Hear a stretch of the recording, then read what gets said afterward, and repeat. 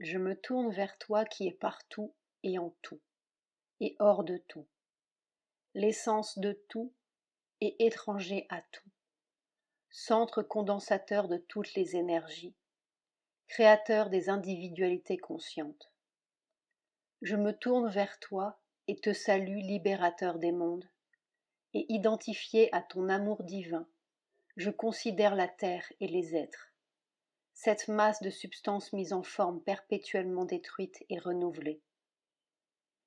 Cette masse grouillante d'agrégats aussitôt dissous que constitués, d'êtres qui s'imaginent être des individualités conscientes et durables, et qui sont aussi éphémères qu'un souffle, toujours semblables ou à peu près dans leur diversité, répétant indéfiniment les mêmes désirs, les mêmes tendances, les mêmes appétits, les mêmes ignorantes erreurs.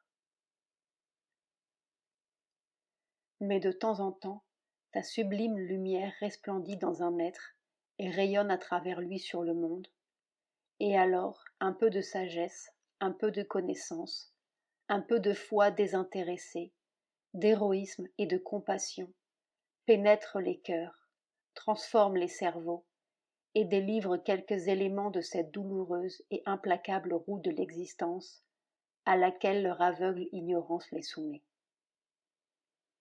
Mais quelle splendeur plus haute que toutes celles qui ont précédé! Quelle merveille de gloire et de lumière ne faudrait-il pas pour tirer les êtres de l'horrible aberration où les plonge la vie des cités et des prétendues civilisations!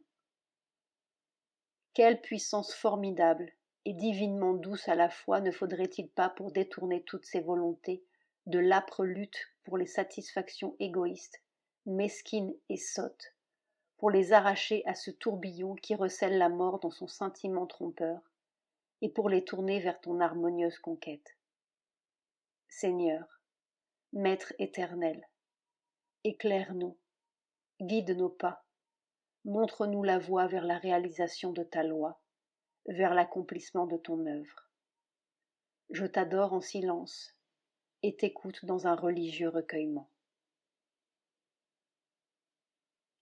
Le 1er février 1914. Prière et méditation. La mer.